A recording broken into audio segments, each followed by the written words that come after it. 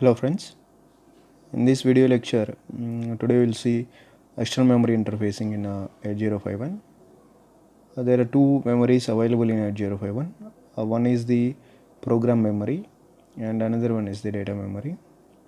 So initially we look into the program memory interfacing. So program memory is the ROM memory, so we can do only read operations on ROM memory.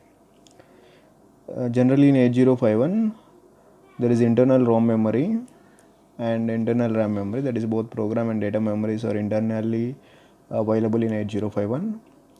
The size of program memory in 8051 is 4 KB, which is the internal memory, and the size of data memory, which is a RAM memory, is 128 bytes, that is also internal memory.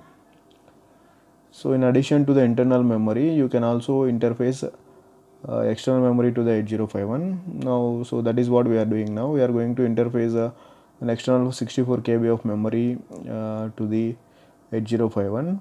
So first we will see program memory and then we will move to the data memory interfacing. So first thing that you want to do is connect the EA bar pin to the ground. So EA bar is the external access pin.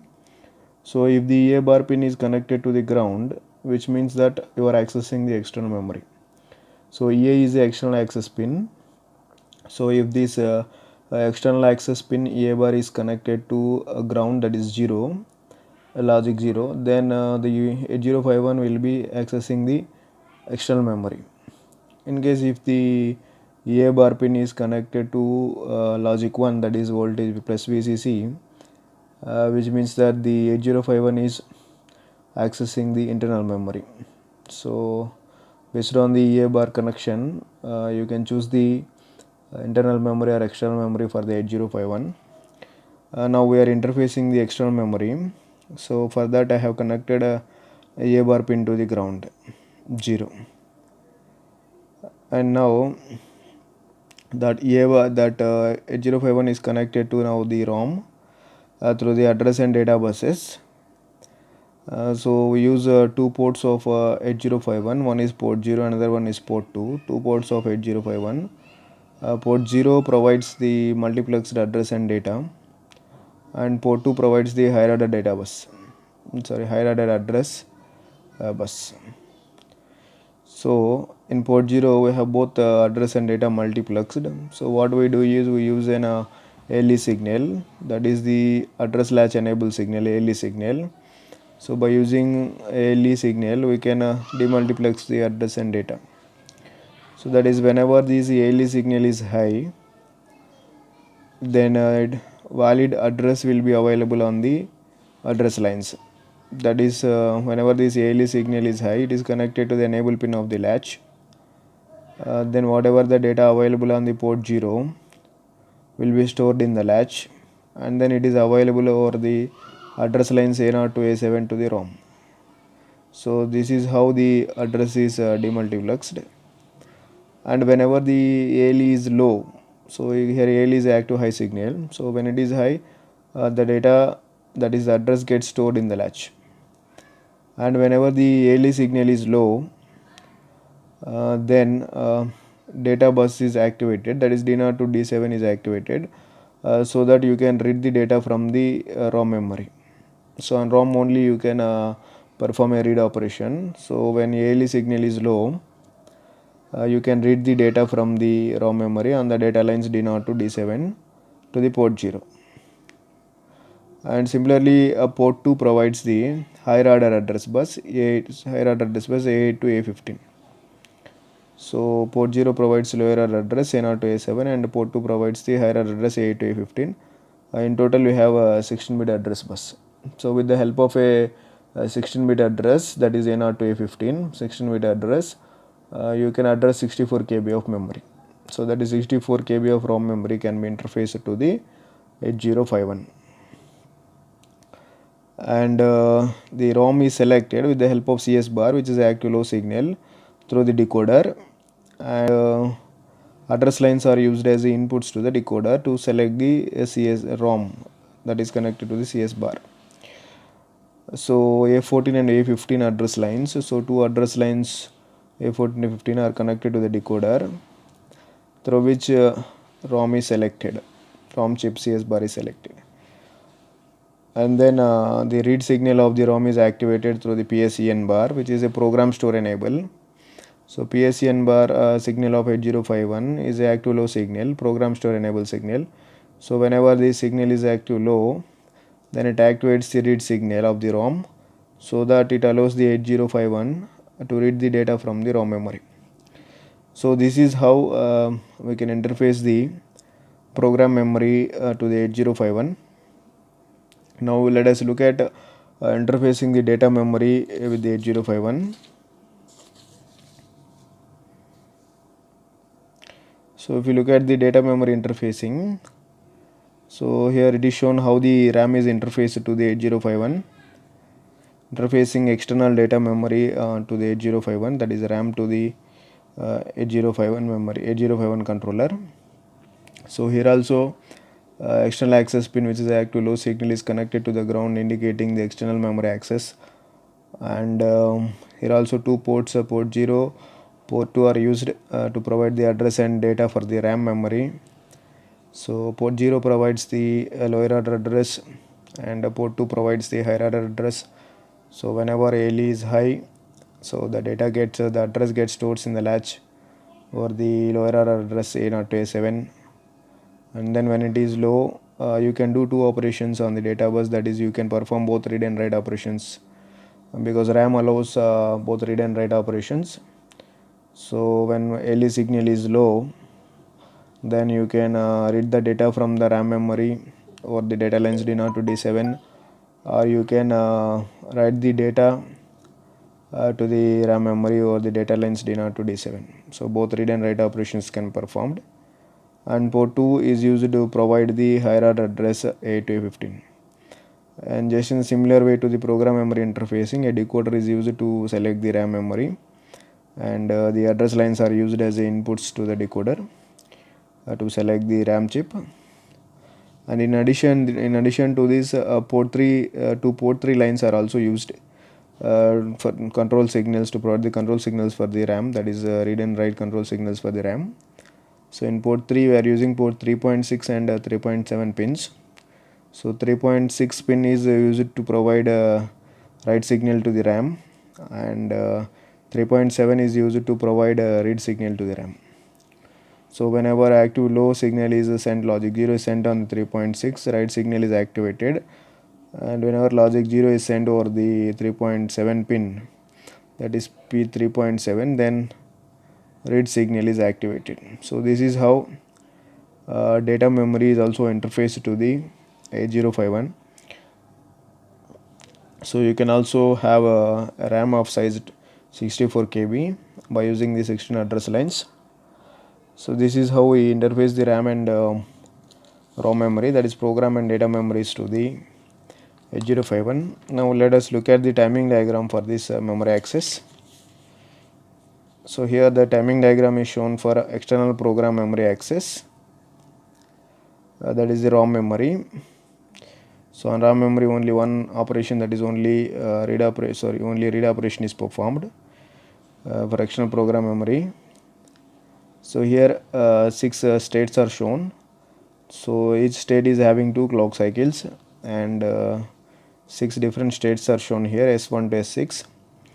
So 6 states forms one mission cycle for 8051 controller, and each state is having 2 clock signals here. And see that port 0 provides the lower order address from the program counter. So the program counter PC in 8051 is used to hold the program memory address. So that program memory address is 16 bits in the program counter. So that program counter lower byte provides the lower order address. So program counter lower byte provides the lower order address on the port 0, and the program counter higher byte provides the higher order address for higher order address A to A15, and this is A0 to A7 over the port 2, higher address over the port 2. So you can see that when ALE is high, that is address latch enable is high, on the S2 state. So the exactly at the S2 state, when ALE is high, that is ALE is making a transition from high to low, the data is the address is latched onto the or stored onto the latch, that is the PCL, that is the program counter lower value, that is A0 to A7 address bits of the program counter are stored into the latch during the S2 state, and the higher order value, and then it places, and then the port 2 places the higher order value of the program counter, that is A8 to A15 on the port 2 on the port 2 and then you can see that when the program store enable is active low, that is it is going 0 here. So whenever the program store enable PSEN bar is 0, that is the read signal is activated.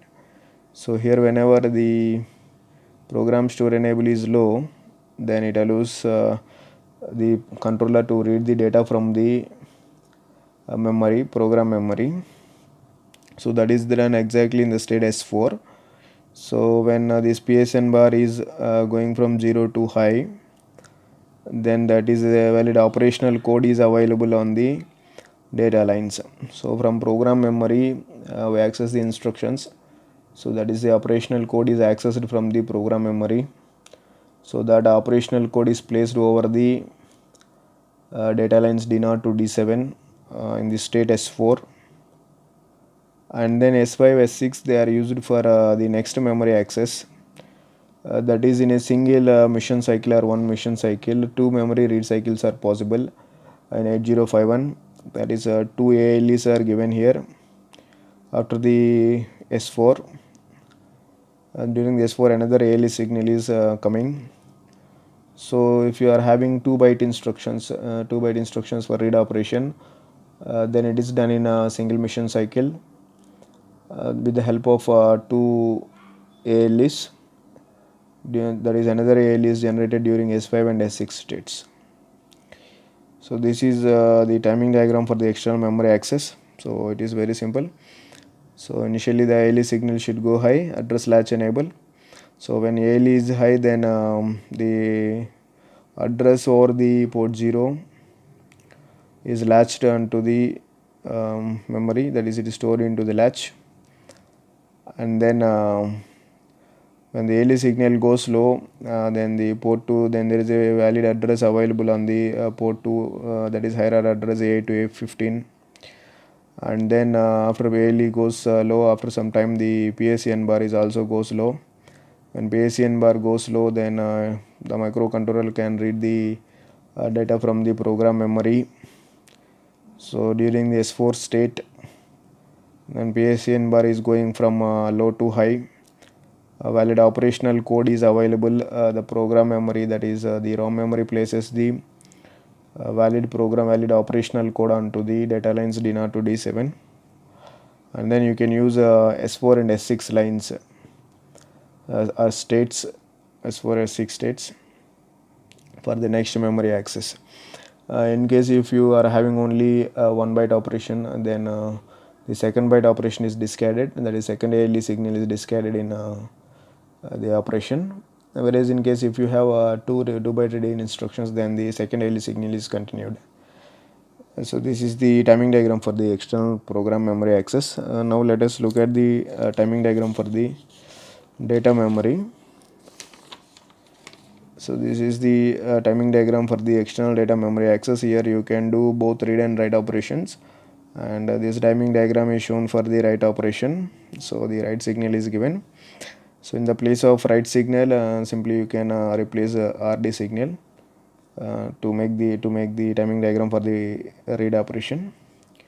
Only the timing diagram for write operation is shown here. So after the S4 state, the operational code during the S4 state, the operational code is placed over the data lines. Then that operational code is decoded by the processor, and then it accesses the data memory. So again for the S4 state, for the data memory, the ALE signal goes high, and exactly at the and during the S5 state, that is when ALE signal is making high to low. So DPL, data pointer lower address, is placed onto the latch. That is in the case of program memory. Program counter is used to provide the address, whereas in data memory, DPTR, data pointer register, DPTR is used to provide the data memory address. So DPTR is having higher and lower bytes, that is DPL and DPH. DPL is the data pointer lower value and DPH is the data pointer higher value.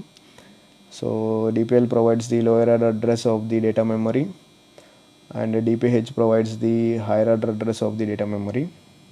So when ALE is going from high to low, the data pointer lower address is latched or stored into the latch, and then port 2 provides the higher order address or the data lines or the address lines A to A15, and that is from the DPH register, data pointer higher register.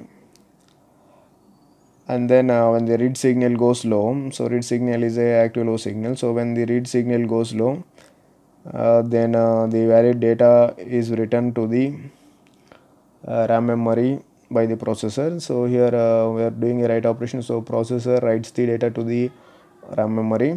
So during the cycles after the A6, so it writes the data to the RAM memory, and this complete operation this operation completes on a S4 state of the mission cycle. So it starts at the S4 state of the first mission cycle and completes on the S4 state of the next mission cycle. Similarly, in the place of write signal, you can also use read signal. So for accessing the data from the data memory, that is if you want to write the data, read the data from the memory, you are going to use instructions called as MOVX instructions. So you can also use move instructions for reading internal memory, writing internal memory. You are using MOVX instructions for external memory access. So MOVX at the rate of data pointer register comma A. So this moves the value accumulated to the address pointed by the data point register, that is use it for write operation. MOVX at the rate of DPTR comma A, and MOVX A comma at the rate of DPTR, that is used to load the address value in the address to the accumulator register, that is used to read the data from the address. So these are the two instructions that are used to read and write the data memory. So this is the timing diagram for the external data memory for write operation. Now let us look at the memory structure of 8051. So if EA bar is 1 for the program memory, then it is internal memory is accessed, and the size of internal program memory is only 4 KB. So the address range is available from 40H to 4FH address range is available. So 40H to 0FFH is the address range. So when EA bar equal to 1, so the internal memory is accessed and the addresses are from 40H to 0FFH, and when EA bar equal to 0, then external memory is accessed. So external program memory is accessed, and the external program memory can be accessed above the address range 0FFH, or you can also access the external memory from 00 to 4FH. So both ways are possible for accessing the program memory. That is, you can use the internal memory from 40H to 0FFH, and then use the external memory from 4 KB, that is up to 4 KB you can use internal memory, and then from 4 KB you can use the external memory by using the A bar equal to 1 and A bar equal to 0 lines. Or you can also use the entire external memory, that is 64 KB of internal external memory by using A bar equal to 0. So both ways it is possible. And coming to the data memory, RAM, internal data memory RAM size in 8051 is only 128 bytes. So there you can access the internal memory by using the move instruction, or you can access the entire external memory of 64 KB by using the MOVX instruction. That is the entire memory range that is available for 8051. The data memory range is 64 KB plus 128 bytes. So that is 128 bytes of internal memory and 64 KB of external memory. So 64 KB plus 128 is available, and whereas the program memory, it is a 64 plus 4 KB of memory is available. So this is how we interface the program and data memory to the 8051.